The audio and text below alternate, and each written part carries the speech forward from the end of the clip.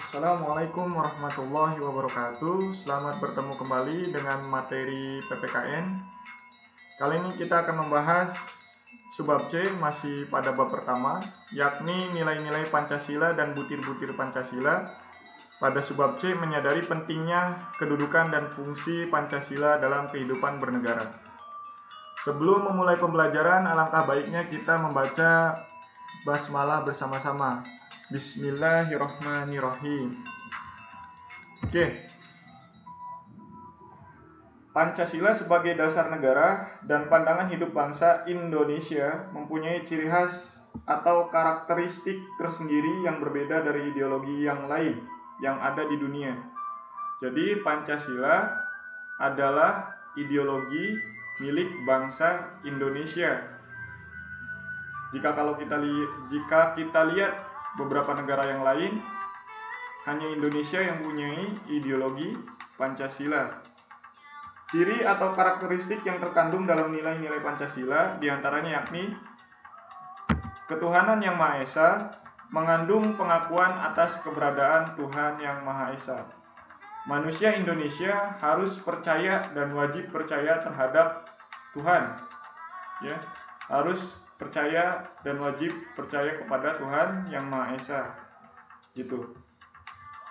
Selanjutnya, kemanusiaan yang adil dan beradab mengandung sifat keseluruhan budi manusia. Jadi manusia Indonesia harus mempunyai keadilan, manusia ya mempunyai sifat yang adil dan beradab. Ya. Seperti itu. Yang ketiga, persatuan Indonesia mengandung makna perwujudan dari paham kebangsaan yang mengatasi paham perseorangan dan kelompok. Ya.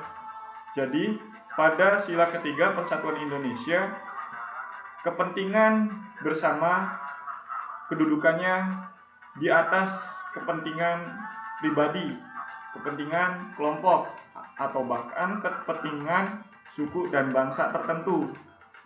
Gitu ya.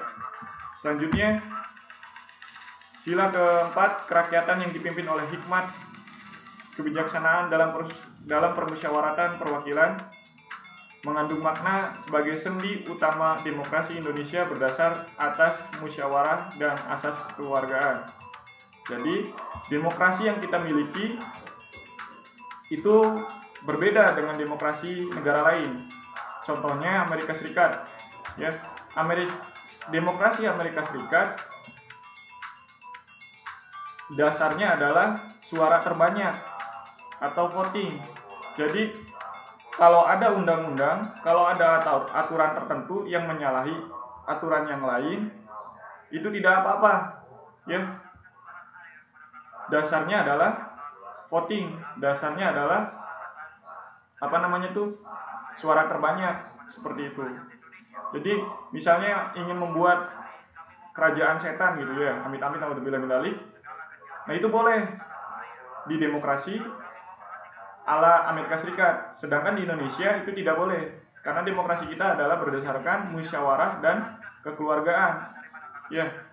Jadi harus mementingkan sila-sila yang lain juga. Seperti yang kita bahas sebelumnya, dari kelima sila Pancasila ini saling berkaitan, tidak bisa dipisahkan satu sama lain, gitu ya.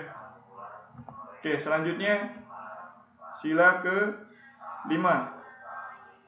Keadilan sosial bagi seluruh rakyat Indonesia mengandung makna salah satu tujuan negara yang hendak mewujudkan masyarakat adil dan makmur. Ini adalah tujuan didirikannya bangsa Indonesia, yakni mewujudkan masyarakat adil dan makmur. Dan ini tercantum dalam pembukaan Undang-Undang Dasar, ya, sebagai cita-cita bangsa. Oke, selanjutnya kita akan membahas butir-butir Pancasila. Ketuhanan yang Maha Esa. Intinya pada sila pertama ini adalah kita wajib takwa dan mempercayai keberadaan Tuhan yang Maha Esa. Dan satu lagi, tidak memaksakan suatu agama atau kepercayaan kepada orang lain, seperti itu. Lanjut. kemanusiaan yang adil dan beradab. Nah, ini memperlakukan manusia sesuai dengan harkat dan martabat, ya, persamaan hak, persamaan derajat, kewajiban, hak asasi. Nah, itu ada pada sila kedua. Silakan baca per butirnya, ya, tenggang rasa, toleransi, seperti itu ya. Ini berkaitan juga dengan sila pertama.